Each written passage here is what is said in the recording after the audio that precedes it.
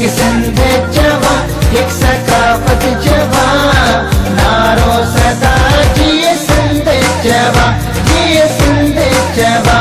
नाज़रीन, अवामी न्यूज़ में ख़बरनि जो सिलसिलो जारी है। इन वक्त असीं तव्हांखे नवाबाद में ख़बर ॾींदा हलूं त अवामी न्यूज़ जे ऐलान खां पोइ जाम नवाज़ अली जे शहर नवाबाद में भी सकाफ़ती ॾियारे जे हवाले सां सिंध तो में साह असांजो, तइलीम सां चाह असांजो जे सिरे हेठि मच कचहरी कोठाई वई है, जंहिंमें नंढनि तोड़े वॾनि पारां सकाफ़ती वेस पेरे ईद वांगुरु ख़ुशियूं मल्हाए रहिया आहिनि। अॼु जो ॾींहुं सकाफ़ती प्रोग्राम सिंध जो नाले वारे सूफ़ी फनकार भागचंद जी अॻुवाणी में थियो है।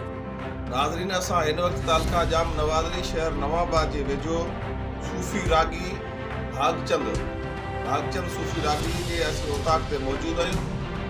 हज़ारों क़दीम जेके सिंध जी रस्म रवाज़ ऐं रीतूं रिहाणियूं उन मुताबिक़ मच कचेरी ऐं गुजारतूं ऐं शाइर अदीब हींअर मौजूद आहिनि।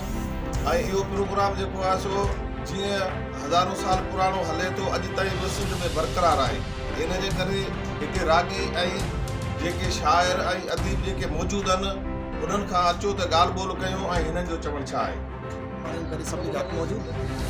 अवामी न्यूज़ मुंहिंजो सॼो चैनल आहे। मुंहिंजो प्यारो भाउ रज़ाक साईं जेको प्यारो भाउ हरेश कुमार TBC ऐं साईं जेके अवामी न्यूज़ जा जेके माना हेड आहिनि, मुंहिंजी वॾी महिरबानी।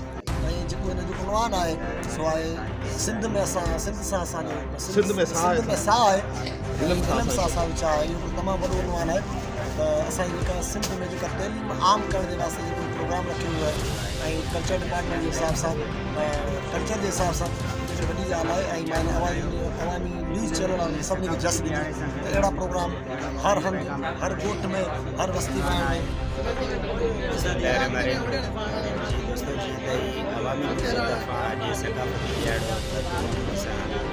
समूरी सिंध जे नवाबाद शहर में मल्हायो वञे। हिननि जो उन्वान जेको आहे सिंध में असांजो साह आहे ऐं तइलीम इल्म सां असांजो चाह आहे।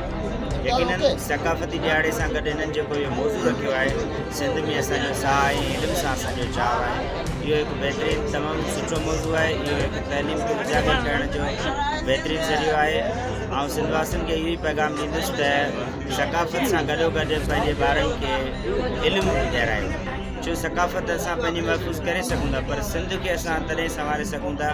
बिल्कुलु सिंध असांजी अमड़ आहे ऐं अॼु ख़ुशी जी अहिड़ी ॻाल्हि आहे त हीअ दोस्त नुमाइंदा हुआ जेके प्रोग्राम सकाफ़ती फ़कीर बाक़ी जो असांखे अहिड़े प्रोग्राम में नुमाइंद करायो आहे। बिल्कुलु तइलीम ऐं सिंध बि असांजो साह आहे, पाकिस्तान असांजो मुल्क आहे ऐं पाकिस्तान इल्म सां चाह असांजो आहे ऐं इंशाअल्लाह रहंदो।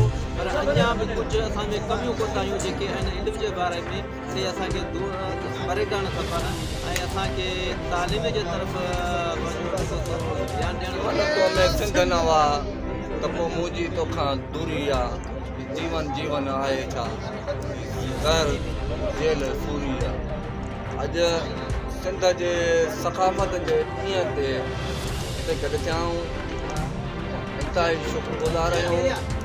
मोहतरम सिंध जा सूफ़ी फनकार भगत भागचंद साहब जा ऐं इंतिहाई शुक्रगुज़ार आहियूं सिंध जे हिन क़ौमी सहाफ़ियुनि जा जिन सिंधूअ में साह असांजो ऐं तइलीम सां चाह असांजो श्री हेठि प्रोग्राम मुनक़द कयो आहे। सॼी सिंध खे असां पैगाम था ॾियूं त सिंधू जो मतिलबु छा आहे। सिंधूअ जो मतिलबु इहो आहे त वहंदड़ दरिया, जेकॾहिं दरिया नथो वहे त असांजो साह बंदि आहे। ये उन्वान है त सिंध में असांजो साह आहे, इल्म सां असांजो चाह आहे। इहा हक़ीक़त आहे त इल्म खां सवा इंसान अधूरो। इल्म असांजी टी आहे। असां अजरक खे टोपी पटकी खे संभालींदा हुआसीं, इहा बि बहितरीनु ॻाल्हि आहे। असांजी तहज़ीब आहे, हिनखे असीं त रखूं आहे, पर पहिरियों फस्ट ॻाल्हि आहे त असां इल्मु करायूं।